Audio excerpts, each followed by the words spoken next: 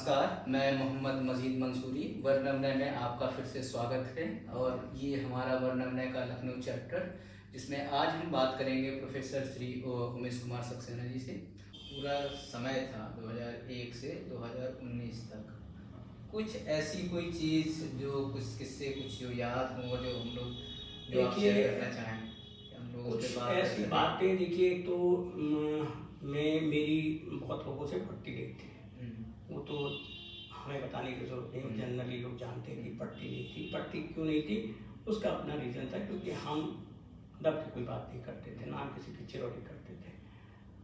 और हम उस समय, मुझे ये एक याद है कि मैंने ड्राइंग डेवलप कराई थी यहाँ पे। ड्राइंग, देखिए 70 के दशक में ड्राइंग को अलग दर्जा मिला है, 70s के दशक में, है ना। उससे पहले ड्राइंग एंड पेंटिंग एक ही था। और ड्राइंग के स्वरूप में ललित कला में अलग से नहीं होता था, क्योंकि ललित कला एक ऐसी जगह थी जहाँ पे कंपटीशन में पेंटिंग लगाना, एग्जीबिशन होना, तो वहाँ ड्राइंग और पेंटिंग अलग अलग नहीं थी। ड्राइंग का कोई स्टेटस ही नहीं था। लेकिन 70 के दशक में इसको एक अलग स्टेटस मिला और पूर्ण उसका दर्जा मिला ड्राइंग, बस कंप्लीट वर्क कहा जाने लगा ड्राइंग। लेकिन लखनऊ आर्ट्स कॉलेज में फिर भी ड्राइंग नहीं होती थी। और जब हम पढ़ते थे तब हम ड्राइंग बहुत करते थे। मैं ज़्यादातर ड्राइंग करता था, बहुत सारे। मैं 15-15 दिन में हम लोगों के शो हो जाते थे। तो जब मैं यहाँ आया तो मैंने सोचा यार एक जो विधा चली गई है उसको भी डेवलप किया जाए। तो हमने, देखिए, बहुत सारे छात्र डेवलप किए। उसमें बड़े सारे छात्र आज बहुत राष्ट्रीय स्तर, अंतर्राष्ट्रीय स्तर पे काम कर रहे हैं। उसमें एक नाम है सुलेमान, जो बिहार में बहुत अच्छा काम कर रहा है और बहुत संपन्न भी है अपने हिसाब से ड्राइंग में। पैसे से तो मैं नहीं कहता, लेकिन वैसे ड्राइंग में बहुत संपन्न है। इसी तरह से सुधीर है, एक लड़का वहाँ पे दिल्ली में है, बहुत अच्छा काम कर रहा है। और कई सारे छात्र जो हैं, ये जो आए तो थे पेंटिंग करने के लिए, मास्टर्स क्रिएटिव पेंटिंग, लेकिन हमने उनको ब्लैक एंड वाइट ड्राइंग की तरफ कर दिया और उसमें उनका कैरियर बन गया। तो ये कुछ चीज़ें हमने। और वैसे तो देखिए, एडमिनिस्ट्रेशन में बहुत सारी चीज़ें हैं, उनकी बात क्या करना।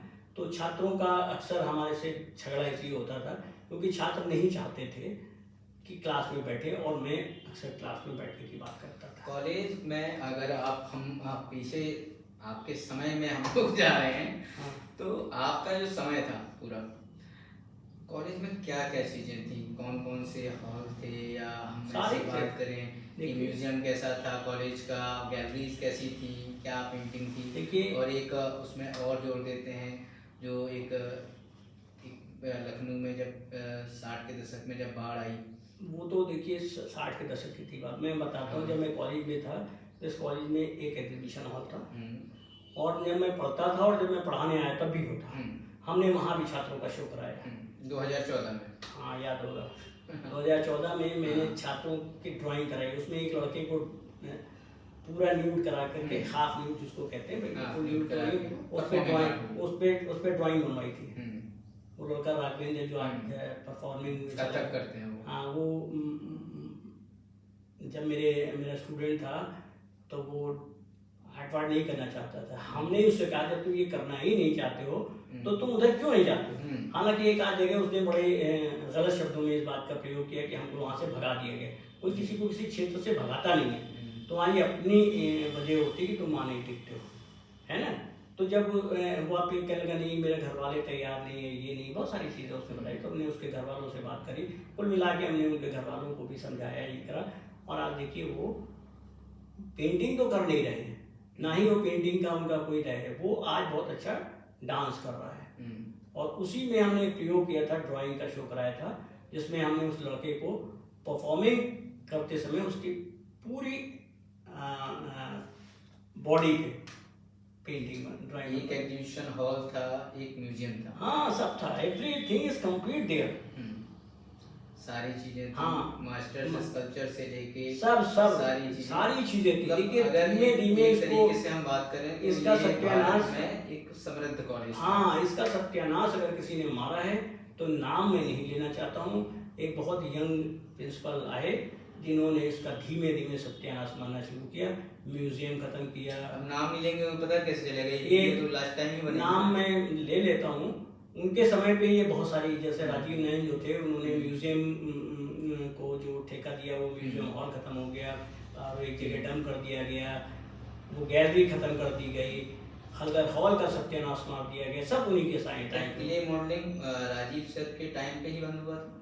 बिल्कुल उसी के टाइम पे बंद हुआ था, 2010 क्योंकि वो उसके में। आपसी झगड़े उसके थे, उसके सबसे झगड़े थे, उसे क्ले मॉडलिंग इसलिए बंद हुआ, ट्रेडिशनल नहीं करने दूंगा, ये नहीं करने दूंगा अकेला। ट्रेडिशनल का हमारे लखनऊ में जो एक नाम था, जो चीजें थी, बहुत क्या अच्छा स्तर था उस टाइम? अरे साहब मैं आपको बताऊं, आज भी आप जयपुर म्यूजियम चले जाइए, वहाँ लखनऊ आर्ट्स कॉलेज के, लखनऊ घराने के स्कल्पचर देख लीजिए जाकर, जो जो इतने छोटे छोटे लखनऊ घराने के जो स्कल्पचर, जो खिलौने होते थे वो अपने आप में नायाब थे। वहीं पे सिद्धार्थ महापात्रा हुआ करते थे और बहुत अच्छा चलता था, वन ऑफ द टॉप। उसमें ये आया था क्ले फिगर मॉडलर होकर के लाली तहीर और धर्मेंद्र, ये दोनों उसी में आए थे।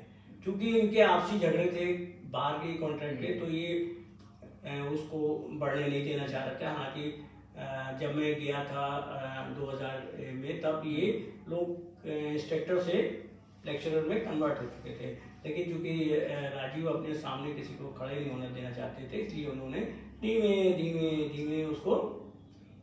जब आप टीचिंग में थे तो अगर हम टीचिंग या आपके छात्र जीवन के टाइम के अंतर्गत अगर बात करें, तो क्योंकि हम लोग इस टाइम पे चाह रहे हैं कि आर्ट्स कॉलेज का जो रूप था उसके बारे में आपके टाइम पे जानना कि और क्या क्या था। मेरे टाइम पे देखिए शुरुआती दौर में 23 कोर्सेज थे यहाँ पे। उन 23 कोर्सेज में गोल्ड स्मिथी बंद हो चुका था और ढलाई वाला बंद हो चुका था, अलग सेक्टर था।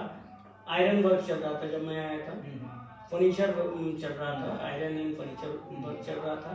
तो वो जो आपकी बड़ी सी वर्कशॉप थी ये बाकायदा ठीक ठाक थी। लेकिन चूंकि कुछ इसमें गवर्नमेंट का भी रोल है, क्योंकि पैसा ना आना, आर्थिक तंगी की वजह से धीमे धीमे ये बंद होता छोड़ता चला गया। हम जब यहाँ पढ़ते थे तो हमें यहाँ कलर भी मिलते थे, डेली काम करने के लिए कलर और पेपर भी मिलता था। एक दिन ऐसा आया कि बच्चों को एग्जाम में मिला, लास्ट में एग्जाम हमारे, जब मैं पढ़ाने आया तब भी मैं एग्जाम में कलर और वो देता था कैनवस, लेकिन एक दिन ऐसा आया कि ना कलर देते हैं, वो सिर्फ कैनवस। आज एक नई कुछ खबर आई, हाँ 2 से 4 दिन पहले ऐसा हाँ, सुनने में आया हाँ, कि लखनऊ आर्ट्स कॉलेज में जो भी वहाँ पढ़ाते हैं, उन्होंने पुराने लोगों के जो कैनवास है, उनके काम है, उनकी चीज़ें हैं, बाकायदा जलाई नहीं है। अब इस खबर की पुष्टि कितनी की जाए, लेकिन ऐसी खबर आई है। इसमें कितनी सच्चाई है, ये जो बताया गया है ये वहाँ के छात्रों, हाँ तो मैं बता रहा हूँ कहाँ से निकला है ये, हॉस्टल्स में रहते मुझे हैं, पता है, मुझे पता है। ये उन्होंने बहुत सारे आर्टिस्ट की पेंटिंग्स हैं, हाँ, कुछ लाइट नहीं तो आपके समझ नहीं आता है कि देखिए पहले इसी आर्ट्स कॉलेज में कोई एग्जामिनेशन का कार्य बाहर नहीं जाता था, सब एग्जामिनेशन के पास रहता था। और जो टीचर थे वो इतने मतलब उनके अंदर इतनी संवेदना थी कि वो आर्ट वर्क रखे रहते थे, बहुत दिनों तक रखे रहे, है ना। लेकिन अब लोगों को संवेदना नहीं है, लोग उसको जला देना चाहते हैं, उसको कबाड़ समझते हैं। तो अब ये तो भाई क्या स्थिति रही है वो मैं नहीं जानता, लेकिन ये वो सब वहाँ हो रहा है जो आर्ट में नहीं होना चाहिए। अभी मैं पिछले महीने में चंडीगढ़ था, चंडीगढ़ आर्ट्स कॉलेज जो हमारे सामने जब हम पढ़ते थे उसका कोई स्तर नहीं था। आज लेकिन चंडीगढ़ आर्ट्स कॉलेज के बाद देखिए क्या लेविश बिल्डिंग, क्या लेविश चीज़ें, क्या क्या क्या उनके स्टूडियोज हैं, क्या बढ़िया है। अभी तो फाउंडेशन डे आर्ट्स कॉलेज का क्योंकि मना, इतना गरीबी में फाउंडेशन डे, देखिए जो करना चाहिए वो हम नहीं करते। हम फाउंडेशन डे, फालाना डे ये स्कूल वाले लोग करते हैं, जो बच्चे लोग करते हैं। किसी भी आर्ट्स कॉलेज का फाउंडेशन डे नहीं मनाया जाता है। फाउंडेशन डे में मतलब बिल्डिंग सुधारी जाती है या म्यूजियम की प्लेट ऐसे ही लटकी रहती है नीचे? ऐसे सब लटकी, तो ये इसलिए लटकी रहेगी क्योंकि विजन नहीं है।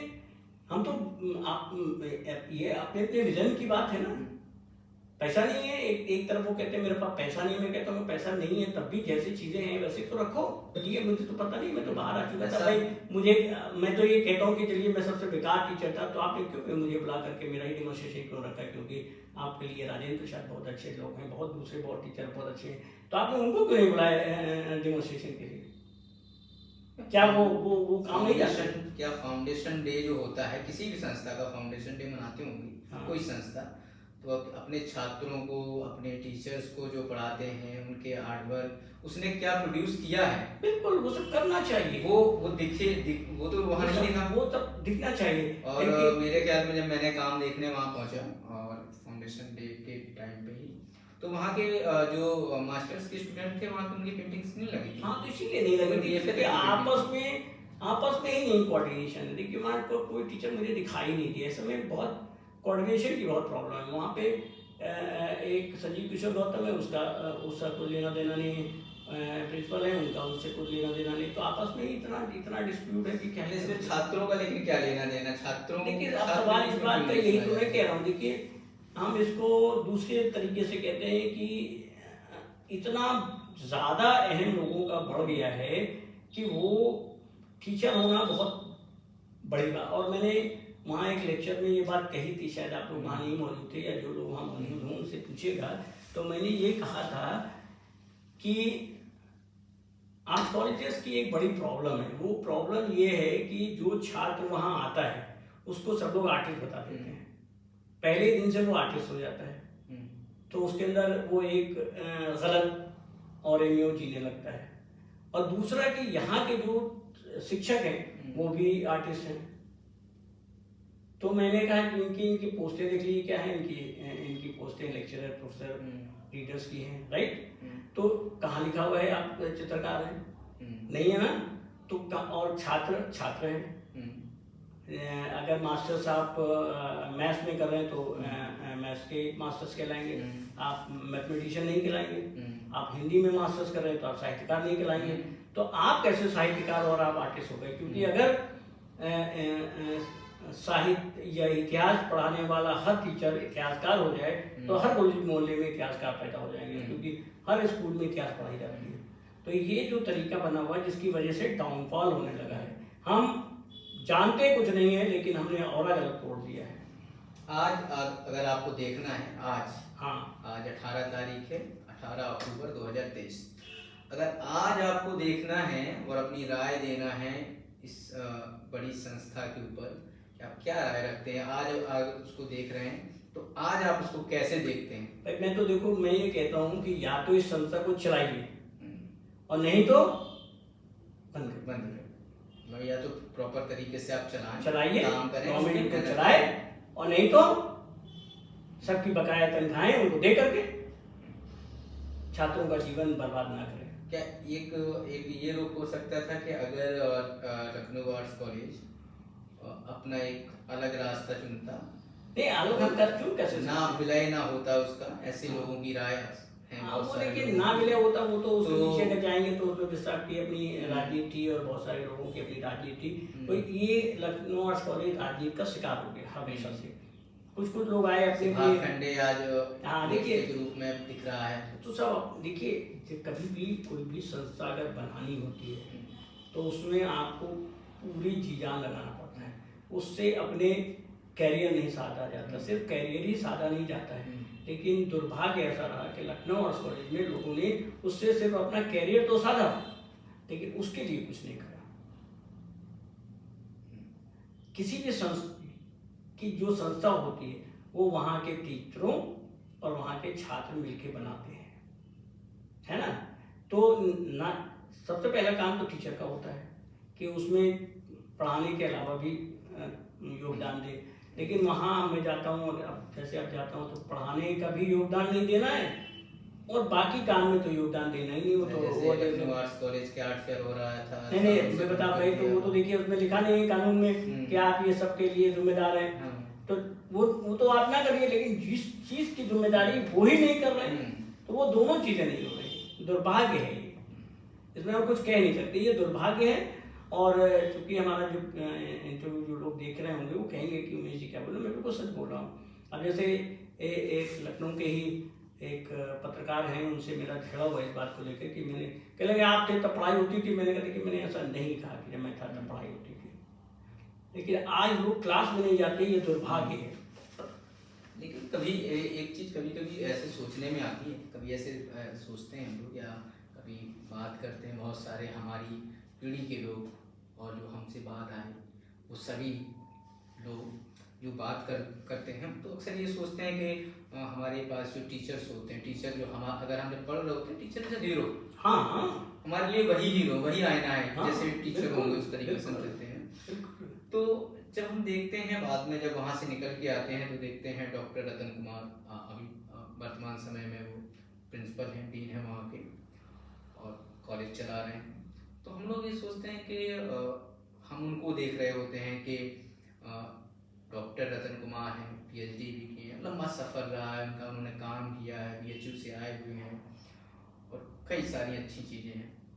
लेकिन जब दूसरा पक्ष हम लोग देख रहे होते हैं कि कितना रिप्रोड्यूस हुआ, कितने लोग निकले, हाँ, कितने लोग ऐसे हैं जो जिस विधा में वो हैं सैनिक में, कितने लोग निकले हैं और क्यों वो उसको प्रोफेशन क्यों लेके नहीं आ पा रहे एज अ प्रोफेशन।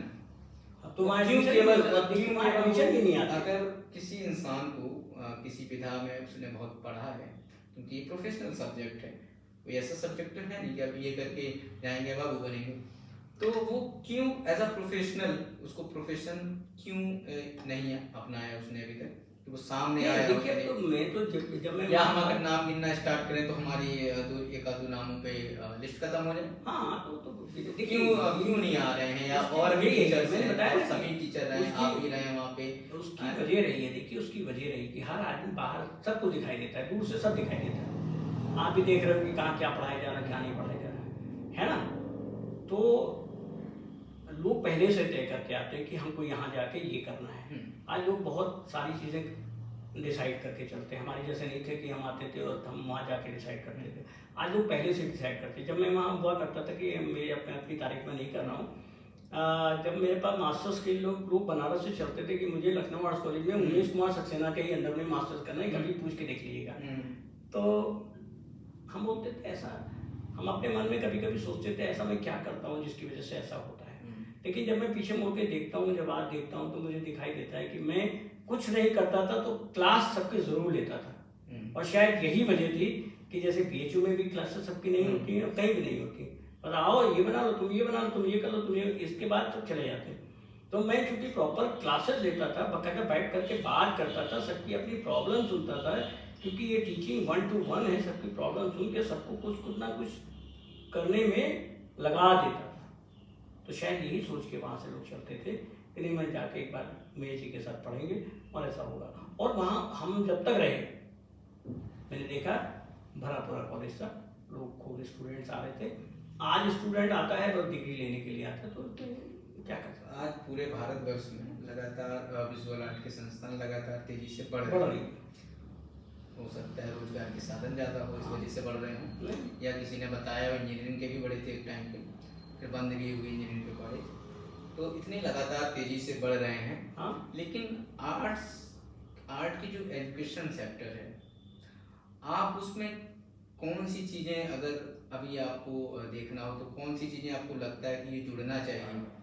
देखिए, सबसे पहले तो पेडागोजी जो उसकी है आर्ट की, वो आज भी तय नहीं है कि क्या पढ़ाया जाएगा। सब्जेक्ट जरूर तय है, कैसे पढ़ाया जाएगा ये कहीं आप मुझे कोई किताब मुझे बता दीजिए हो, जो आता है, जिसको जो आता है वो वही पढ़ाने लगता है। आपने देखा, चाहे वो प्रणाम सिंह हो, चाहे मृदुला हो, चाहे उमेश कुमार सक्सेना हो, जिसको जो आया वो पढ़ाने लग गया, ठीक। लेकिन कोई पेडागोजी तैयार ही नहीं है कि जिसकी वजह से ये बात की जाए कि आपको ये पढ़ाना है। सिलेबस है, 4 लाइनों में लिखा हुआ सिलेबस है, वो इतना वाइड लिखा हुआ है कि बस आप क्या ही बात करेंगे। कि उसमें लिखा हुआ है कंपोजिशन 5 वर्ग पर ईयर, ये ऐसे, ये ऐसे। तो ये पेडागोजी नहीं होती है। आप देखिए दूसरे सिलेबस जो होते हैं, चाहे वो मैथ का सिलेबस हो, इतनी मोटी मोटी किताबें होती हैं, तब जो शिक्षक आता है वो मजबूर हो जाता है उन चीज़ों को, उन पहलुओं पे बात करने का। लेकिन यहाँ कोई पहलू, या तो कहीं कोई लैकनेस है, या लोग बनाना नहीं चाहते हैं, कुछ इसी तरह का हो रहा है। जो कॉलेजेस खोल रहे हैं, जो स्कूल खोल रहे हैं, जैसे एक दिन मैं बात करूं कि एक दिन मैं यूट्यूब पे ही देख रहा था, कोई उदयपुर के सज्जन हैं, उनका नाम मैं नहीं लूँगा क्योंकि नाम लेना ठीक नहीं रहेगा। वो स्पेस के बारे में पढ़ा रहे थे लोगों को और कह रहे थे स्पेस अनंत है और उसमें और आकाश ये वो। तो मैंने कहा, मैं एकदम स्तब्ध रह गया। मैंने कहा यार इनको पेंटिंग का स्पेस नहीं पता है कि पहला चैप्टर जबकि जिसमें पहले दिन आपको आसमान के स्पेस पढ़ा रहे थे। हाँ, वो आसमान वाला स्पेस। अच्छा, आसमान वाला स्पेस। वो स्पेस जो स्पेस साइंसेस वाला स्पेस अच्छा, पढ़ा है, आसमान वाला स्पेस पढ़ाने लगे कि अनंत है और ये है, उसमें बहुत डेप्थ है, फलाना है। अरे यार what the meaning of that space को, वो कौन सी स्पेस है पहले ये जान तो लो कि स्पेस किस स्पेस की बात हम करते हैं और किस स्पेस की बात स्पेस में होती है।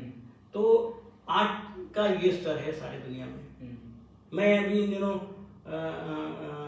क्या नाम दुबई में भी था, तो दुबई में भी मैं जब गया तो मैंने देखा लोग किस तरह से पढ़ा रहे। तो मैंने कहा यार इतनी पुअर कंडीशन में पढ़ा रहे हैं, इनको यही नहीं मालूम है कि 3D क्या होता है, 2D क्या होता है, क्या होता है। फाइन आर्ट में जो अभी काफ़ी समय से जो जो विषय लगातार चल रहे हैं, चर्चाएं हो रही हैं, जिनकी लगातार उनसे लोग सुर्खियां बटोर रहे हैं, जैसे इंस्टॉलेशन हुआ, वीडियो आर्ट हुआ, आपका एनिमेशन उसमें ज़्यादा से ज़्यादा 2016 से जुड़ रहा है। जैसे एक इटली का एक शो हुआ था इनका, उसका इटली इंटरनेशनल जो होता है, उसमें कई सारे फॉर्म्स के बदलते हुए उन्होंने एनिमेशन और कई तरीके की टेक्नोलॉजी यूज़ की।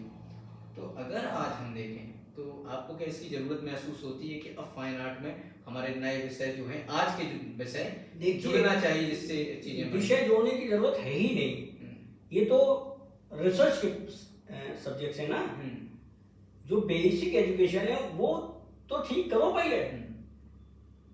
कहीं एक आवाज किसी छात्र ने उठाई कि सक्सेना जी तो वही पढ़ाते हैं जो पहले 10 साल पहले पढ़ा रहे थे और आज भी वही पढ़ा रहे हैं। तो मेरे छात्र से पूछा 10 साल पहले तुम मुझे जानते थे कि मैं क्या पढ़ा रहा था? तुमने किसी के मुंह से सुन लिया और आके मुझे बता दिया कि आप वही पढ़ा रहे हैं जो पहले पढ़ा रहे थे। भाई कोई छात्र ऐसा तो था नहीं जो मेरा 10 साल पुराना मेरे फर्स्ट ईयर में आया हो। लेकिन बात यहाँ ये भी होती है ना, जैसे मान लीजिए आपके समय में उस विषय में वीडियो आर्ट जो आज के टाइम पे हम लोग कई जगह देख रहे हैं, बतौर विषय नहीं है। हाँ ठीक है। वो बैचलर में नहीं है, मास्टर्स में नहीं है, ना ही चूज करने का ऑप्शन है कि वो ले सकता। हाँ ठीक है। तो अब जब वो कर लेता है, उस शिक्षा को पूर्ण कर लेता है, तो अब उसको नहीं पता। और अगर अब उसको कहीं कुछ पढ़ाना पड़ जाए या कोई चीज हो जाए, तो ये आधा सच आधा झूठ वाला जो मिक्स करके कहाँ झूठ परोसेगा। मैं फिर आपसे ये कह रहा हूँ, शिक्षा और उसके उस क्षेत्र में कार्य दोनों अलग अलग हैं। देखिए रॉकेट साइंस अभी नहीं पढ़ाई जा रही किसी को। रॉकेट साइंस उसके बाद की बात है, जब आप मास्टर्स कर चुके होते हैं। मास्टर में जो उसका बेसिक है वो आपको पढ़ा दिया जाता है, लेकिन इमीडिएटली आपको बाकी जो आज नए रिसर्चेज हो रहे हैं उस पर उसकी नहीं पढ़ाई जा रही। ये तो जमीनी स्तर पे है ना। मैं क्या कर रहा हूँ, मैं यही तो कह रहा हूँ, जमीनी स्तर पे नहीं है। ये वीडियो आर्ट जो है, ये जब हम सीख चुके, पूरा बैचलर कर चुके, उसके बाद का मैंने जो देश दुनिया में चल रहा है बहुत सारी विधाएं, मास्टर्स की बात कर, मास्टर्स के बाद की बात है ये सारी, ये उसके बाद की बात। अगर मास्टर्स में बतौर अगर सब्जेक्ट नहीं चूज करने का अगर मौका मिले, नहीं कहीं नहीं है, पूरे वर्ल्ड वाइड कहीं नहीं है, इसीलिए कह रहे हैं। तो मैं यही तो कह रहा हूँ, इसकी जरूरत भी नहीं है। पहले आप बेसिक जो कंटेंट है वो जान जाइए। देखिए कविता नहीं है, हाँ उसकी जरूरत नहीं है। देखिए कविता पढ़ाना और कविता लिखना विषय नहीं है। कहीं भी अब आप सोचिए तो हिंदी जगत में कविता लिखना कोई विषय नहीं है। कविता के अर्थ समझना और कविता पे चर्चा करना विषय है। मास्टर्स में आपने पढ़ा होगा कि अगर हम कोई में रखते हैं, वो कंपटीशन अलग चीज है। पहले चीजें सब हमारी, जब हम आर्ट कर रहे हैं, आप आर्ट को समझने की कोई चेष्टा करिए। देखिए कंपटीशन अलग चीज है और शिक्षा अलग चीज है। शिक्षा रेगुलर चीज है। से क्या होता है, जैसे एक निबंध लिखना है, आप समझिए, तो निबंध लिखने के लिए क्या क्या जरूरत है? निबंध के लिए कि आपको अक्षर का ज्ञान होना चाहिए, सेंटेंस का ज्ञान होना चाहिए, सेंटेंस बनाने का ज्ञान होना चाहिए। तो बेसिक उसके बाद फिर आप निबंध लिखिए। निबंध बनाने की प्रैक्टिस भी करवाते हैं ना? नहीं, उसको तो उसी समय, लेकिन वो मेरी बात सुनिए, आगे सुनिए। तो वो निबंध तो अब, लेकिन उसमें और जब एडिशन होता है, जैसे आज जैसे साहित्य में बहुत सारी नई नई कविताएं जन्म ले रही हैं, तो कवि बनाने का कोई यूनिवर्सिटी, कोई संस्थान है नहीं ऐसा। जो कवि बनाए, या कोई संस्थान ऐसा है नहीं। हाँ, वो संस्थान है जहाँ कवि लोग आते हैं और वहाँ आपस में चर्चा करके कवि का माहौल बनाया जाता है। हिंदी संस्थान है, वहाँ माहौल बनता है, वहाँ कविता पाठ होती है, तो वहाँ एक तरह का वो एडिशनल एजुकेशन संस्थान कहलाता है। हम कवि या आर्टिस्ट बनने की बात नहीं कर रहे हैं। हाँ, पहली बात साफ कर। तो आप देखिए वीडियो इंस्टॉलेशन की बात कर रहे हैं, जो अभी विषय जो है समकालीन टाइम में लगातार आ रहे हैं सामने। आने दीजिए अभी उस अभी विषय के इनकी बारे में इनकी अगर छात्रों देखिए को अब जरूरत है। वीडियो इंस्टॉलेशन की बात कर रहे हैं, ये फोटोग्राफी में बाकायदा पढ़ाया जाता है। हाँ, फोटोग्राफी बतौर सब विषय है हमारे तो पास। ठीक है, मोर देन सफिशिएंट, उतना काफी है। आपको बेसिक नॉलेज होनी चाहिए, बेसिक नॉलेज के बाद आप कुछ भी करें, बतौर विषय उनकी जरूरत नहीं, कोई जरूरत नहीं। जैसे पोर्ट्रेट बनाना एक विषय है, पोर्ट्रेट आपने सिखा दी, उसके बाद आप जो भी करें। अब ये हमारी आर्ट एजुकेशन की बात हो गई, यहाँ तक हमने आर्ट एजुकेशन क्या जुड़ना चाहिए।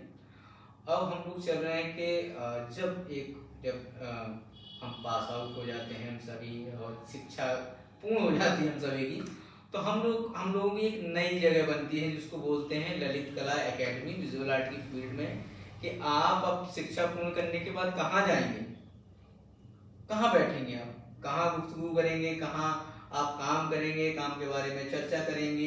तो इनका जो दायित्व है ललित कला अकेडमियों का, साहित्य अकेडमियों का, जितनी भी अकेडमियाँ इस तरीके की गवर्नमेंट ने ओपन की हैं, वो इसीलिए है। तो आज की जो स्थिति है, सबसे पहले हम लोग बात करेंगे अपने हम लोग यूपी में हैं और लखनऊ में हैं, तो हम लोग यूपी ललित कला अकेडमी की बात करेंगे।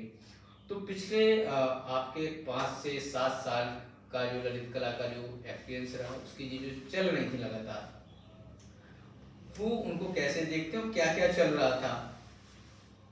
देखिए, ललित कला से भी मेरा बहुत गहरा संबंध रहा। मैं वहाँ पे एक पदाधिकारी के रूप में वाइस चेयरमैन थे, वाइस चेयरमैन रहा मैं 1999 से 2001 तक मैं वहाँ रहा।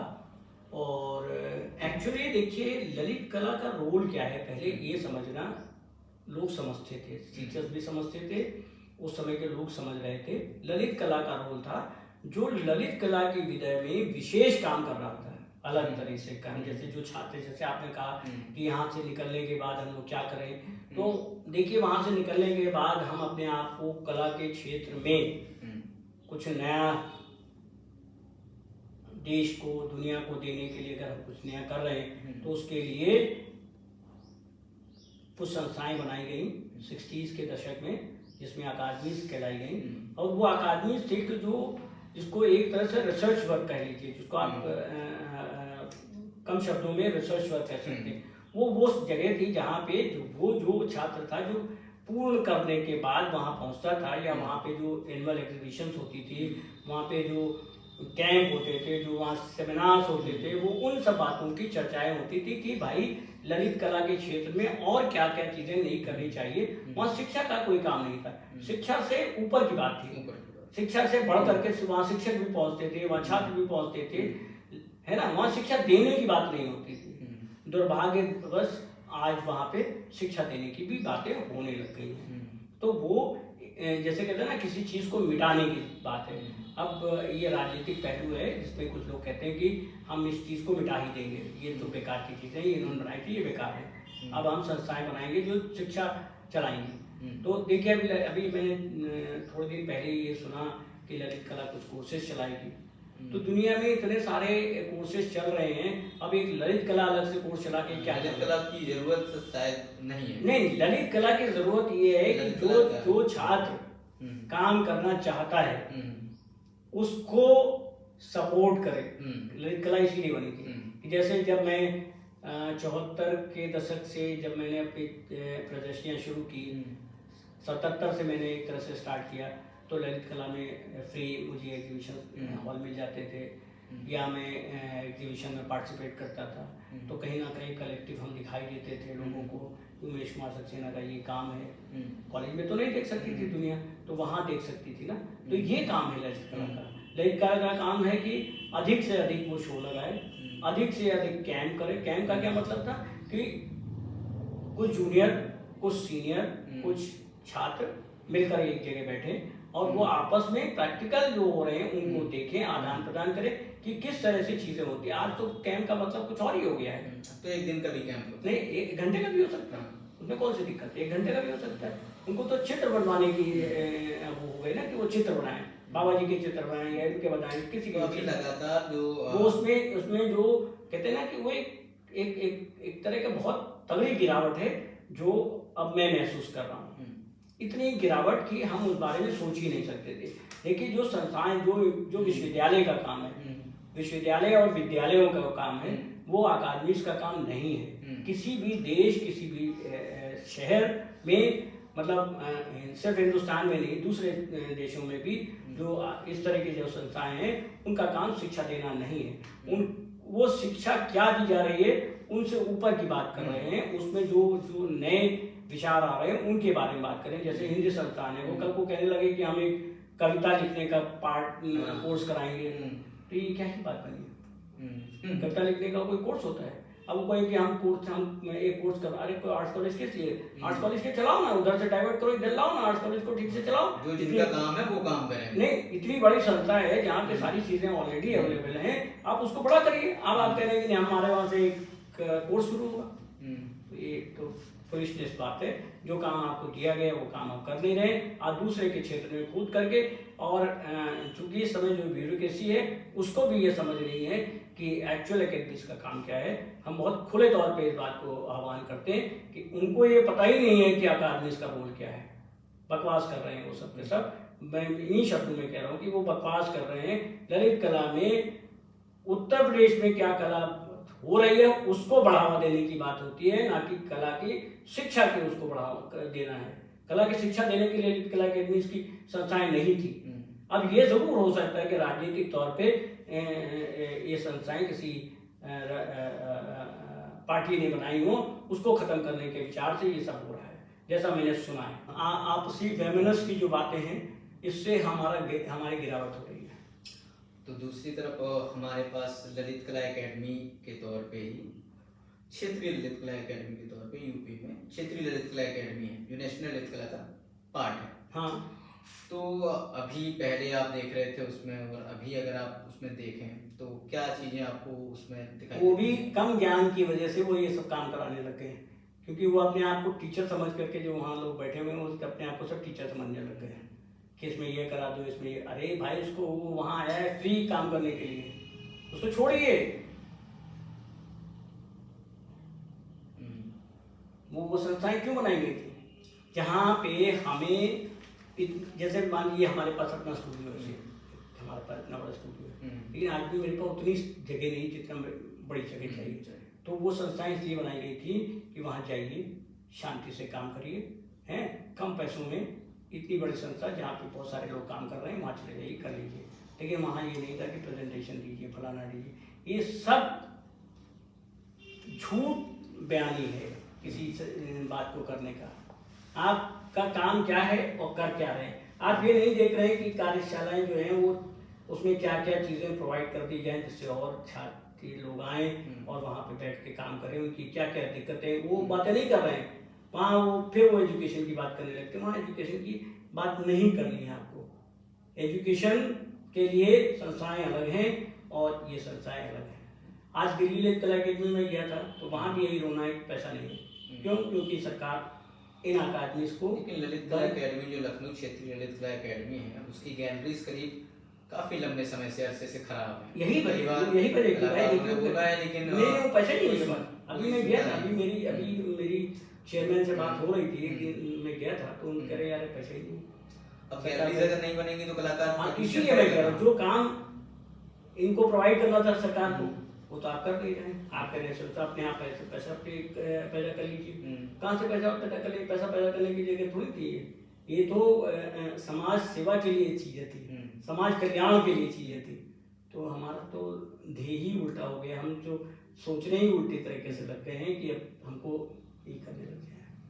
आप देखिए कितनी बढ़िया एक ज़माने में जब मैं ग्रो कर रहा था तो दिल्ली ललित कला अकेडमी की जो गैलरी थी, क्या जबरदस्त गैलरी थी, क्या फुटफॉल आता था। आज आ ही नहीं रहा है।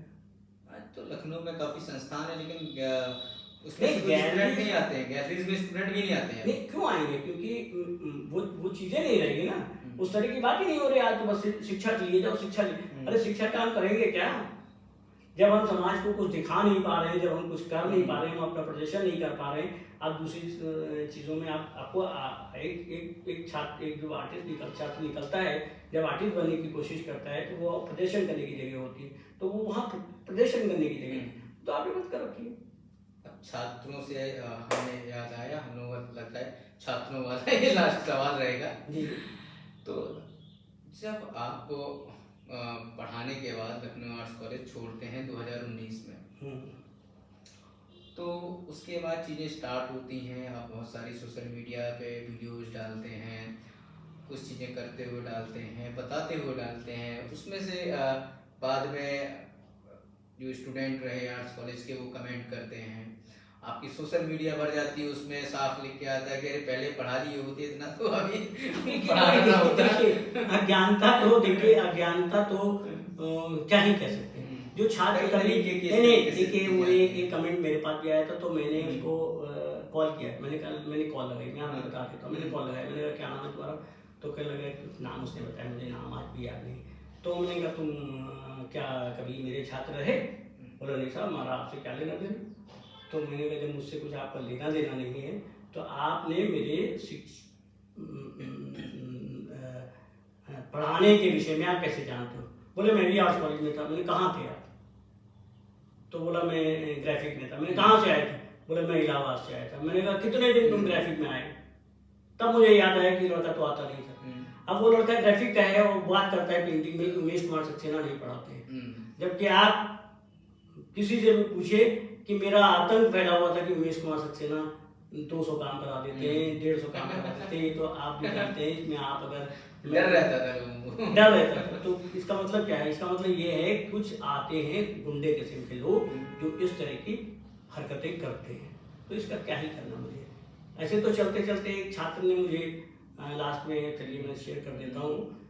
एक छात्र है त्रिपाठी था, जने क्या था, उसमें संजीव किशोर गौतम आए हुए थे, 19 मेरे रिटायरमेंट का समय था, तो स्ट्राइक भी हुई थी।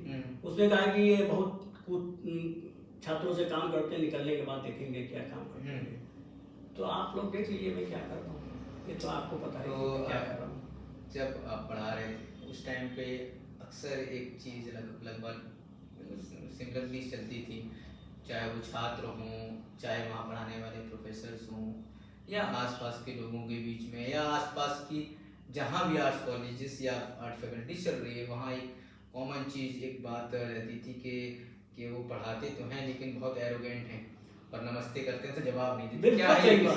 बिल्कुल सही बात है। देखिए मैं हमेशा ये कहता हूँ कि जो काम करिए उसके प्रति ध्यान रखिए अपना, हमको क्या ही जरूरत है जवाब देने का। क्योंकि देखिए मैंने देखा है, मैं 40 साल से पढ़ा रहा हूँ और छोटे स्तर पे भी मैंने पढ़ाया और मास्टर डिग्री और PhD भी के छात्र भी मेरे रहे। अगर आप इनसे थोड़ा घुल मिल जाइए, इसको अन्यथा मत लीजिएगा, तो ये फिर आपकी बात सुनने नहीं आते हैं। और मेरा ये था कि जब तक आप मेरे छात्र हैं तब तक मैं आपका काम है, आप नमस्ते करिए, मेरा काम है, मैं करूँ नहीं करूँ आप मुझ पर छोड़ दीजिए।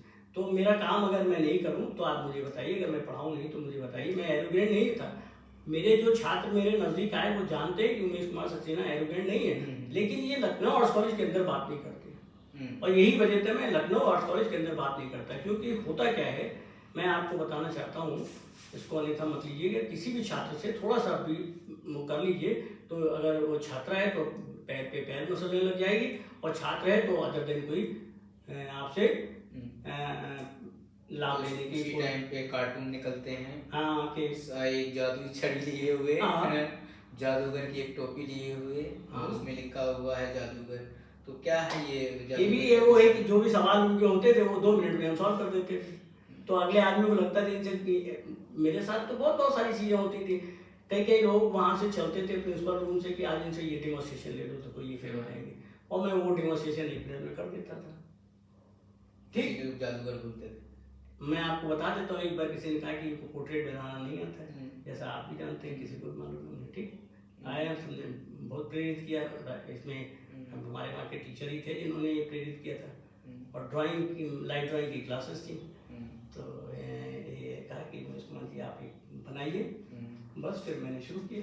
अब जब मैंने शुरू किया तो 3 मिनट के अंदर मैंने बना दिया। अब उसमें अरे यहाँ तो मैं फेल हो गया। तो हर जगह छात्र अपने मुंह की खा के गिर जाता था, इसलिए कह देता था यार ये तो जादूगर की तरह चीज़ों को उगा देते हैं। कॉपी फ्रॉम ओल्ड मास्टर कराना होता था, वो मैंने नई तरीके से करा दिया, आपने भी देखा। आपको लाइट ड्राइंग करानी थी ट्रेडिशनल तरीके हटा करके, वो भी मैंने करा दिया। तो मैंने कहीं कोई ऐसा जरिया नहीं छोड़ा जहाँ आप पीछे से धो के लाएं और कर लें। देखिए क्या होता था इस लखनऊ आर्ट्स कॉलेज में, छात्र जीवन की बात करो, मैं दूसरों के स्केच लाए और रख दिया गड्ढा, बोला मेरा गड्ढा है। अरे मैंने जब कराया ही नहीं है तो तुम कहाँ से मैं तुम्हारा देख लूँ, मैंने तो कराया ही कुछ और है। भाई मैंने तो, जो आपने भी किया होगा लाइट ड्राइंग, मैंने तो जब कराया ही नहीं, बाहर कहीं किसी को स्केच भेजा ही नहीं, मैंने तो एक शीट पे 100 ड्राइंग कराई, वो दिखाओ कहाँ है। तो ये है जादूगरी का खेल। तो अब हम लोग चलते हैं सर के आर्ट वर्क की तरफ। उन्होंने जो रचा है अभी तक, उनकी लाइफ की हम एक अलग पहलू देख रहे थे, उनके शिक्षा का दौर देख रहे थे और बाकी चीज़ें देख रहे थे उनकी ज़िंदगी से। एक ज़िंदगी का ये बिल्कुल सबसे अहम पहलू कि उन्होंने रचा क्या है। सुना है जो जितना रचता है उतना बचता है। तो हम लोग अब रचने पे चलते हैं कि किस तरीके से उन्होंने रचा है। तो अब जब पेंटिंग आप कर रहे हैं सन 1987 के पेंटिंग कर रहे हैं, 87 में शायद नेशनल मिला था। तो जब राष्ट्रीय पुरस्कार आपको मिला तो उस टाइम पे आप पहाड़ पेंट कर रहे थे ऑयल कलर से, क्योंकि ऑयल कलर उस टाइम पे सारे लोग ही यूज कर रहे थे और एक ही कलर था ऑयल कलर में, या टेम्परा या वाटर कलर को करते थे। एक्रेलिक नहीं था, एक्रेलिक आया है था, लेकिन अच्छा है 21वीं सदी में एक्रेलिक आता है। तो अब जब उस टाइम पे आप लगातार पेंट कर रहे थे, वो भी पहाड़ पेंट कर रहे थे लगातार, पहाड़ों की एक अलग सीरीज जिसमें एक साफ लाइन है, एक व्यू है, अलग अलग तरीके के कलर्स यूज़ किए गए हैं। और उसी के साथ साथ एक आपके जो टीचर्स हैं जो रहे हैं, उनकी जिन्होंने वाटर कलर बहुत किया है, जिसको सैराटा आर्ट के तौर पे लखनऊ में जाना जाता है, तो उनका एक प्रभाव दिखता है, एक उस पर लगता है कि हल्की सी छाया होके निकल गई। तो उसको कैसे देखते हैं आज देखिए अगर आप ऐसे बात करें तो एक किसी भी परिवार के किसी भी बच्चे की आवाज़ अगर आप ध्यान से सुने तो उसके बाप से मिलती जुलती होती है। ये कोई ना वो बच्चा बोलना चाहता है और ना ही वो बनाता है, इसको कहते हैं जेनेटिक।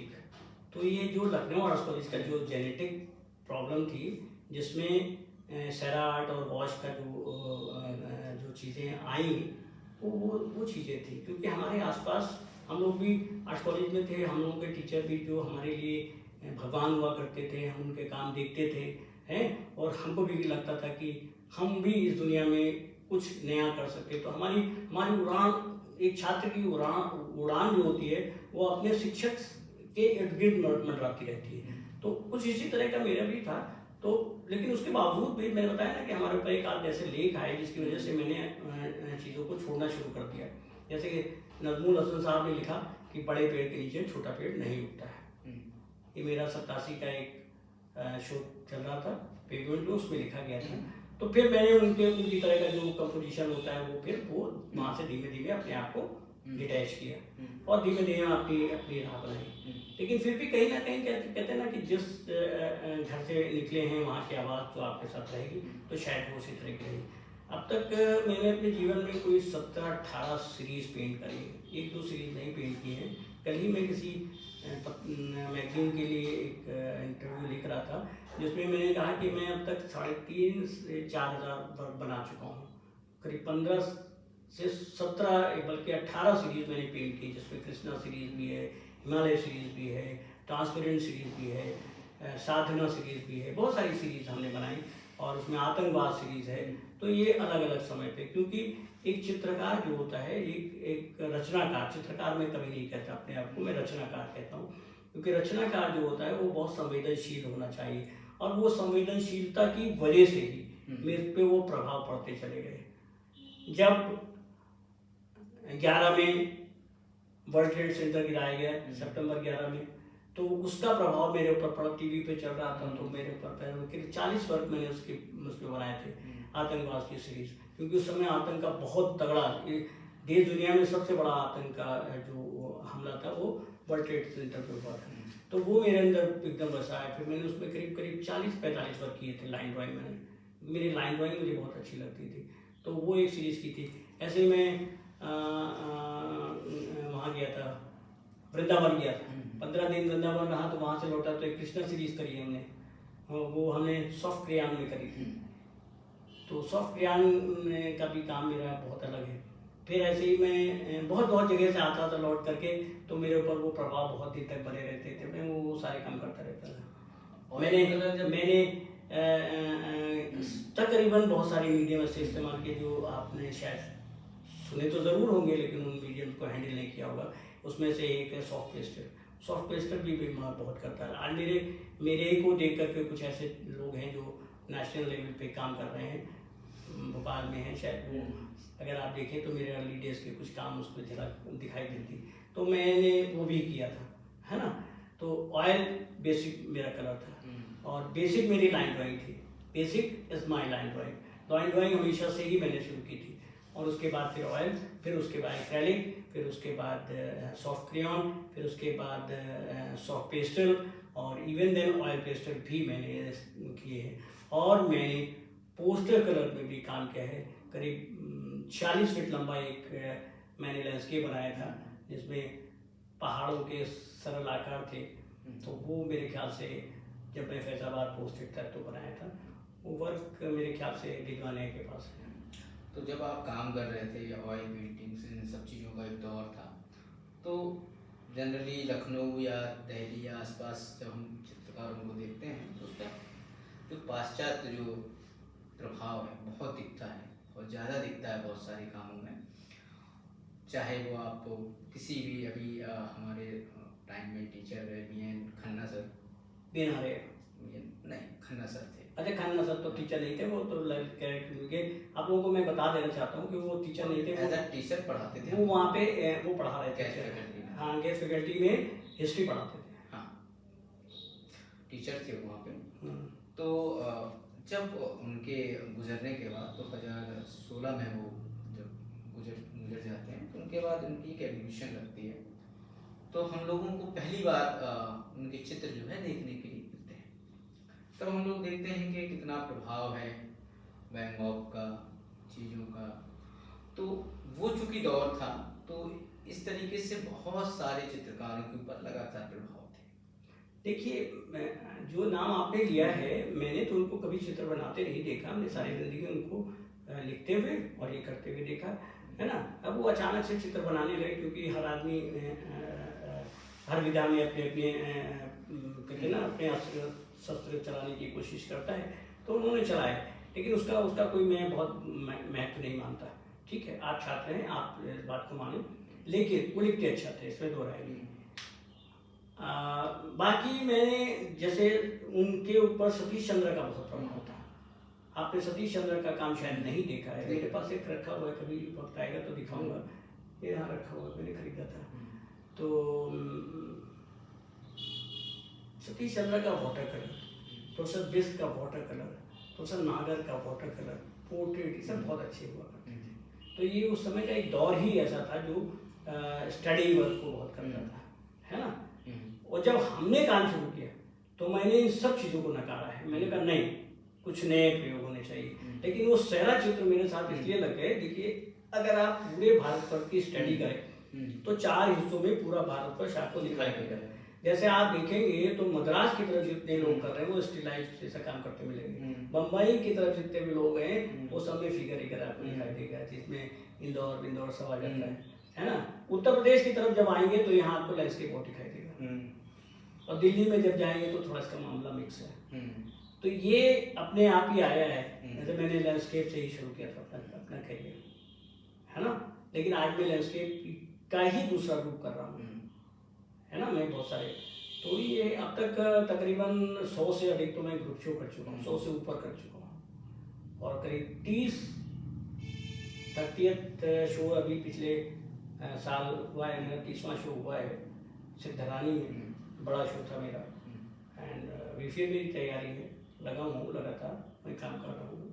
जो दो चीज़ें दिखती हैं और अक्सर एक चीज़ दिखती है, जहांगीर सभावाला। हाँ, तो जहांगीर सभावाला की जो लाइफ स्टाइल थी, उनका उसका क्या प्रभाव पड़ा? देखिए हमेशा हम जहांगीर सफरवाला के जहांगीर सभावाला और दूसरे और तीसरे 3 नाम हैं यहाँ पे, MF हुसैन, और तीसरा सबसे बड़ा नाम पिकासो, जिस पे शायद दुनिया में कोई ऐसा व्यक्ति रहा हो जिस पे प्रभाव ना छोड़ा हो। हाँ बिल्कुल, एक एनर्जी। हाँ देखिए हम अगर किसी से प्रभावित हैं बहुत सारी चीज़ों से, तो हम पिकासो से बहुत प्रभावित हैं। बिकॉज पिकासो के अंदर बहुत एनर्जी थी, वो हर वक्त को कला में कैसे गुजारा जाए वो बखूबी जानता था। वो अगर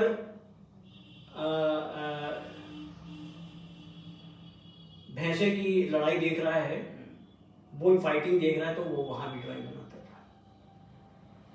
अगर वो किसी महिला से स्नेह कर रहा है तो उसके भी चित्र वो बनाता था। अगर वो घर में खेल कूद रहा है तो वो उसी को करता था, क्योंकि वो एक चित्रकार की जो चारों तरफ चीजें होती थी वही उसकी आती थी। और दूसरा था मेरे लाइफ में जहांगीर सफरवाला। जहांगीर सफरवाला का जो रहने का जो स्टाइल था, दैट वाज अमेजिंग, मुझे बहुत अच्छा लगता था। एकदम राजसी स्टाइल में रहो। वो राजा के फैमिली से नहीं था, लेकिन रहता उसी तरह से। तो मुझे ये कुछ चीज़ें बहुत प्रभावित करती थी। कहीं ना कहीं हो सकता है कि वो चीज़ें आई हों, लेकिन मैंने कभी उन चीज़ों को कॉपी के तौर पे नहीं किया, है ना। जैसे हमारे वहाँ कुछ शिक्षक हैं जो राम कुमार के जैसे चित्र बनाते हैं, तो वो सब मेरे साथ नहीं आया। बनाते हैं राम कुमार जैसे चित्र? आप क्या लोग आलोक सर की बात कर रहे हैं आप? राजेंद्र प्रसाद को देख लीजिए, पूरा बद्रीनाथ आर्य दिखाई देते हैं। तो उनके अगर राजेंद्र सर के आप वॉश की बात कर रहे हैं, पूरा बद्री साहब, आपने बद्री साहब को अगर पूरा स्टडी कर लिया तो इंटायरली मतलब क्या कोई चिन्ह या आप किसी ऐसी चीज की मैं बता दे रहा हूँ। नहीं कोई बात नहीं। वही जैसे मान लीजिए श्रृंगार करती हुई औरत, तो सबसे पहले तो बद्री साहब ने बनाई थी। तो विषय है, नहीं विषय है, एक अलग चीज है, पर उसी तरह से बाल करते, उसी तरह की चीजें श्रृंगार तो करते, और भी कई तरह के कुछ वॉश में कुछ तो टेक्निकल चीजें होंगी। क्यों टेक्निकल ग्रोथ में लाया क्या ग्रोथ में लाया? मैं यही तो जानना चाह रहा हूँ, मुझे बताइए क्या ग्रोथ आएगी? वो तो सेम एज इट इज, वो उतना शॉर्ट वॉश कर रहे हैं, उससे आगे क्या है?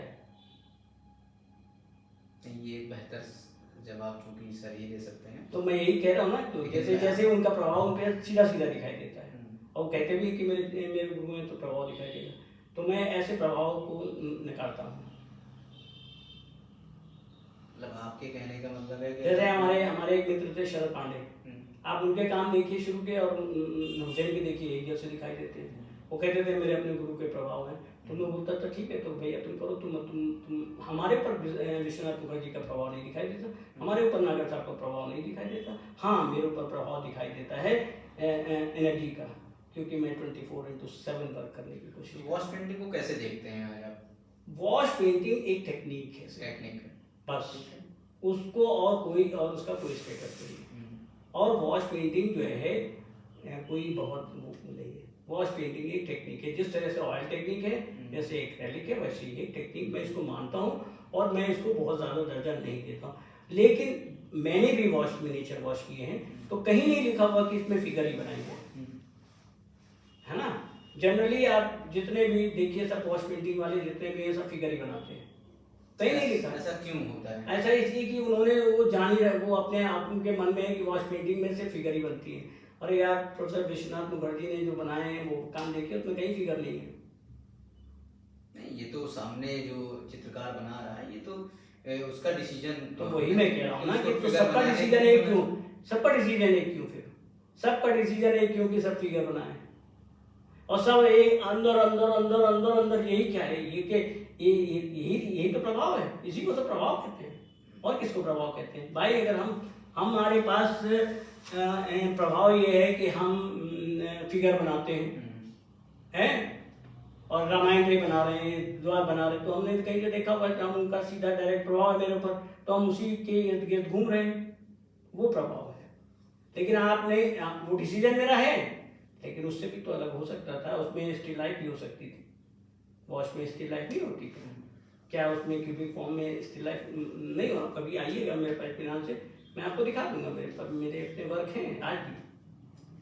87 से 77 से लेके 2014 तक लगातार जो आपके जो हार्ड वर्क रहे, उसमें हालांकि अलग अलग बीच में ड्राइंग्स और बहुत सारे विषय की चीज़ें अलग रही, लेकिन जो बीच में जो मेन स्ट्रीम पे जो आपका काम रहा, पेंटिंग जो आपकी रही, वो बहुत, जब उसको हम देखना स्टार्ट करते हैं तो बहुत गणितीय लगते हैं। वो एक ऐसे कि कहाँ लाइन खींचनी है, कहाँ स्पेस जा रहा है, ब्रीथिंग स्पेस कहाँ है, बहुत ही गणितीय काम नज़र आते हैं।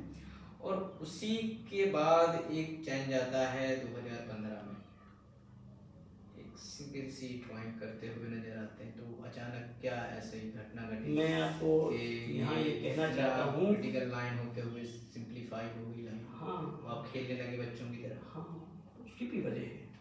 देखिए, दो तरह से काम किया जाता है आर्ट में, एक होता है प्लान, जिसको आप गणितीय कहते हैं, this is called the plan work, ठीक, और एक होता है नॉन प्लान, पहले से प्लान नहीं किया जाता है, जिसमें कि जिसका अगर हम कहें कि जनक जो है विदेशों में काम हुआ और पहले से कोई प्लान नहीं होता है, धर करते, उसके बाद गिने चुने उसमें डॉट्स लगाते हैं, जगह गिने चुने जगह पे कलर लगाते हैं, ये कहते हैं नॉन प्लान वर्क। पहले से प्लान नहीं है, लेकिन बाद में प्लान किए गए, ठीक है। तो मेरा भी दिल जो इस तरह से था कि मैं पहले बहुत ज़्यादा एक्सट्रीमली प्लान कर लेता था। मुझे पहले पता होता, मैं जैसे मैंने छात्रों को भी शुरुआती दौर में कहा कि आप डमीज बनाइए, क्योंकि जब आप लर्न करेंगे वही तो करेंगे, क्योंकि आपका कैनवस अचानक से खराब हो जाए वो ठीक नहीं है, छोटा छोटा बनाइए, उसके बाद जो फाइनल हो वो करिए। तो शुरू में हमने भी किया, उसका प्रभाव रहा मेरे ऊपर। और चूंकि मेरे प्रोफेसर बहुत ज़्यादा इन बातों पे बात करते थे कि जो मूवमेंट होते हैं, जैसे मैं आज बहुत सारी बातें करता हूँ, बहुत सारे लोग कहते हैं उमेश कुमार सक्सेना पता नहीं क्या क्या बातें करते रहते हैं, जैसे मैं एक आई मूवमेंट की बात कर देता हूँ, मैं ह्यू की बातें कर देता हूँ, हैं तो जानते सब हैं, लेकिन क्या है इसके ये बातें लोग नहीं जानते हैं। जैसे मैं कहता हूँ eye movement is the most important in the painting, तो लोग कहते हैं ये बकवास करते हैं, ऐसा क्या है। और मैं कहता हूँ आई मूवमेंट सबसे ज़्यादा इंपॉर्टेंट है पेंटिंग के अंदर। तो वो ये कहते हैं वो क्या आपने किया हुआ है, बहुत एरोगेंट आदमी है, वो जो ही बोलते हैं वो अपने आप को कहना चाहते हैं, हम ही जो कह रहे हैं वैसे, ऐसा नहीं है। जो मैं कहता हूँ उसके पीछे लॉजिक है। जब एक सामने चित्र ऐसे रखा हुआ है बड़ा सा, और उसके बगल में एक चित्र रखा हुआ है, एक इस साइड में रखा हुआ है, अब आपका चित्र उधर ना देखने दे और उधर ना देखने दे, एक गुण उसमें होना चाहिए। और दूसरा गुण इसमें ये होना चाहिए कि इसमें से कुछ हटाया नहीं जा सके और कुछ इसमें जोड़ा नहीं जा सके। जैसे मान लिया आप मेरा चित्र ये ले जाएं और इसमें कुछ जोड़ लाए, मैं बता दूंगा कि मैं तो बता ही दूंगा, दूसरा भी बता देगा कि ये इसमें जुड़ा हुआ है, और इसमें से कुछ काट दे। जैसे कुछ लोग मैंने देखा चित्र बनाते हैं, ऐसे बोर्ड पे लगा लेते हैं, तो उसके बाद प्रेमर को दिया जो कट जाता है, जो नहीं कटता नहीं करता है, तो ये कोई चित्र है तो क्या ही बात बनी, ये कोई बात है, ये कोई विचार है जो हमने जो भी बोला मर्जी आए इसमें जो ऐड कर दो, जो ही मर्जी आए काट दो, ये कोई बात है, ये तो मैं नहीं समझता ये बात को, है ना।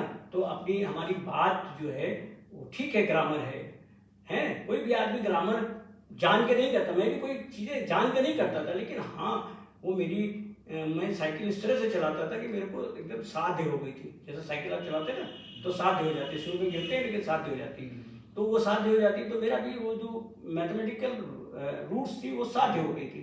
तो जब मैंने उसको 19 में जब मैं रिटायर हुआ, मैंने उसको छोड़ा धीरे के, क्योंकि मैं जब छात्रों को पढ़ा रहा था तो कहीं ना कहीं मेरे ऊपर वो खुद भी मेरे लिए आंसरेबल था। तो जब मैंने कहा एक बार इसको छोड़ के देखते, लेकिन आज भी मैं उसको छोड़ता हूँ, लेकिन वो कहीं ना कहीं वो टिप्स उसके इर्द गिर्द घूमते रहते हैं। अब मेरे सामने ये चित्र रखा हुआ है, आप कोई भी मेरा चित्र देखिए और उसके बारे में बात करना शुरू करिए तो आप देखेंगे उसमें बहुत सारे ट्रायंगल्स क्रिएट होंगे, बहुत सारे ह्यूज क्रिएट होंगे, बहुत सारी टेक्सचर्स क्रिएट, बहुत सो मेनी टेक्सचर्स नहीं मिलेंगे, सिंगल टेक्सचर्स में सारी चीज़ें दिखाई देंगी। तो बहुत सारी बातें जो इतनी सारी टेक्सचर्स और ह्यू, और हम जब रंगों की बात कर रहे हैं तो यहाँ पे भारत के एक वरिष्ठ कलाकार रहे इस दुनिया में नहीं, गायतोंडे। तो गायतोंडे के जो आर्टवर्क थे, जो क्रिएशन थे, पेंटिंग्स थे, उन पे आपकी क्या राय है? जी बहुत ज़बरदस्त। वो उस आदमी का जो काम था ना, वो कहते हैं ना बहुत एडवांस वर्क था। दैट वाज एडवांस वर्क है। वो अपनी सदी से एक सदी आगे की बात कर रहे थे। 20वीं सदी में वो काम कर रहे थे, लेकिन वो 21वीं सदी का पेंट कर रहे थे। वो सोच थी। इसलिए गायतोंडे का बहुत, क्योंकि गायतोंडे के जो टेक्सचर्स थे, जो उनके कलर थे, वो अपने आप में बहुत महत्वपूर्ण थे। एक एक कलर सब एक है। किसके बगल में कौन कलर लगाया जाए, किसकी क्या केमिस्ट्री है और किसको क्या टेक्सचर दिया जाए कि उसका तेज बढ़ जाए, ये बहुत बड़ा महत्वपूर्ण रोल होता है। क्या आकार बनाए जाए, कौन से आकार ऐसे बनाए जाए जो दुनिया में पहले नहीं बने हैं। दुनिया में सारे आकार हो चुके हैं लेकिन अमूमन नहीं दिखाई दे रहे हैं। देखिए दुनिया में ये कहना आज के दिन इसलिए बहुत मुश्किल हो गया कि कोई आकार बना नहीं है। आकार सब बने हैं लेकिन उसका प्रेजेंटेशन उस तरह से नहीं हुआ। ये एक नया होता है, नया प्रेजेंटेशन और नए तरीके से प्रेजेंट किया जाएगा। उसके साथ जो टेक्सचर्स यूज किए जा रहे हैं, जो ह्यू यूज किया जा रहा है, वो एक उसका नयापन होता है। इस पूरी बातचीत लगभग खत्म होने की राह पे है हमारी, और एक छोटा सवाल एक छूट गया है जो कई सारे यंगस्टर जो पेंट करने वाले, अच्छे पेंट करने वाले लोग ने कई बार पूछा है, उन्होंने कई जगह सवाल किया है। शायद जवाब थोड़ा सा अगर मिले, जो भी सवाल आपकी केवल इस पर हम लोग राय जानना चाह रहे हैं कि आर्ट्स कॉलेजेस की जो एजुकेशन है, यूनिवर्सिटीज़ की फैकल्टी की, उसमें जो है यूजीसी नेट अनिवार्य है। तो प्रैक्टिकल फील्ड में, प्रोफेशनली प्रैक्टिकल फील्ड में इसकी अनिवार्यता कितनी आपको लगती है, इस पर क्या राय रखते हैं आप? देखिए मैं इसको एक सिरे से आपको समझाने की कोशिश करता हूँ। आप मेडिकल कॉलेज गए तो मेडिकल कॉलेज में भी पढ़ाई होती है और इंजीनियरिंग कॉलेज में भी पढ़ाई होती है। मेडिकल कॉलेज के जो थीसिस और वो हैं उनकी देखिए, और आर्ट में जो थीसिस हो रही है वो आर्ट की थीसिस नहीं है, वो हिस्ट्री की थीसिस है। ठीक है, एजुकेशन ने क्या किया कि उसको एक ही थैली, मतलब उन्होंने कहा कि नहीं नेट होना चाहिए और पीएचडी होना चाहिए। हम बात मान गए, पर क्या मेडिकल फैकल्टी की तरफ पीएचडी हो रही है? आप मेडिकल फैकल्टी की पीएचडी आपने देखी है? जो 15 पीएचडी है वहां पे, डॉक्टर इन डॉक्टरेट, उसका देखिए। जैसे मेरे डॉक्टर साहब हैं जो ये मुझे डायबिटीज का दवा देते हैं, डायबिटिशियन है, तो उनका जरा देखिए, उनकी जो थीसिस है वो डायबिटीज पे है सारा। आपके वहाँ जितने जो आर्ट्स कॉलेजेस में जो पीएचडी और ये हो रहा है, ये फ्रॉड है। इसमें कहीं आप मुझे रतन कुमार का बता दीजिए जो पीएचडी किस बात की है, हिस्ट्री पे पीएचडी है, कि फलाने ने क्या बनाया। आप बताइए, मतलब मैं उनकी फ्रॉड नहीं कह रहा हूँ, मतलब ये जनरल बात कर रहा हूँ। जितनी पीएचडीज हो रही हैं सब हिस्ट्री की पीएचडीज हैं। मतलब पीएचडी जो हो वो विजुअल आर्ट की होनी चाहिए। मैंने ये बात अपने समय काल में उठाया था। और जो यूजीसी नेट की बात कर रहे हैं वो ठीक है अपनी जगह, वो अपनी जगह ठीक है। उसलिए ठीक है कि वो ठीक कहता है कि भाई अगर मान लीजिए 400 पन्ने आपने नहीं लिखे तो आप पढ़ाएंगे क्या? तो हम भी तो कह रहे हैं 400 पेंटिंग बनाओ और थीसिस में लगाओ। 400 पन्ने की 400 पेंटिंग बनाओ, थीसिस के दौरान नए वर्क उसको लगाओ, उस पे आप रिसर्च करें, उस पे रिसर्च करें कि आप उसमें आप काम करें और उसको लगाइए, तब आगे दिखाइए। तब फिर आप लिखें उसके ऊपर, या उसके पे लिखें, या उस पे ना लिखें, आप सीधे प्लेट दिखाएं। तो आपके पास तस्वीरें तो एक नहीं, आप अजंता की गुफाओं पे लिख रहे हैं, आप फलानी किसी आर्टिस्ट के जीवन पे लिख रहे हैं, इससे क्या मतलब बनता है? ये पीएचडी सब फेक है। मैं किसी आदमी का नाम नहीं ले रहा हूँ, ये सब फेक पीएचडीज हैं। ये हिस्ट्री की पीएचडी, जो पहले एमए पेंटिंग में जो पीएचडी होती थी वो पीएचडीज हैं, ये अलग पीएचडीज हैं। तो अब हमारा जो प्रोग्राम है ख़त्म हो रहा है और यहाँ पे हम सर से चाहेंगे जो आने वाले हमारे विजुअल आर्ट में जो छात्र छात्राएँ हैं जिसमें अपना कैरियर देख रहे हैं और अपना भविष्य इसमें देख रहे हैं जो कि, तो उनके लिए आपके 2 शब्द जो हैं वो। देखिए, मैं 2 बातें सबसे कहना चाहता हूँ। एक तो ज़रा बड़ा मुश्किल ये हो गया कि अब हमारे 24 घंटे में से 6 घंटे हमारे मोबाइल ने हमारा खा लिया। किसी की लाइफ में अब 6 घंटे वो रह नहीं गए, क्योंकि हमको याद है कि जब हम पढ़ रहे थे तो हम दिन भर अपना हाथ चलाते रहते थे। जब से मैंने मतलब होश संभाला पेंटिंग के लिए, तो मैं दिन भर कुछ ना कुछ, यहाँ बैठे ज़मीन में बैठे, यहाँ बैठे, वो कर रहे थे। आज जो ही बैठा रहता सिर्फ मोबाइल पे करता। तो मैं कहना चाहता हूँ कि जिस विधा में आप आए हैं उस विधा के काम को 24/7 करें, क्योंकि जब आपकी लाइन में दम ही नहीं है तो पेंटिंग में क्या ही दम होगी। आप मेरे कभी मुझे ड्राइंग करते देखिए, जैसे मेरा बड़ा दुर्भाग्य रहा कि जब मैं अभी लेटेस्ट एक लखनऊ आर्ट्स कॉलेज में एक डेमोन्स्ट्रेशन कर रहा था, लोग सब फोटो खींच रहे थे। कोई आदमी ये नहीं देख रहा था कि इनके स्ट्रोक कैसे लग रहे हैं। सब जिसको देखो फोटो खींचने लगा हुआ था। Everybody is taking photographs, right.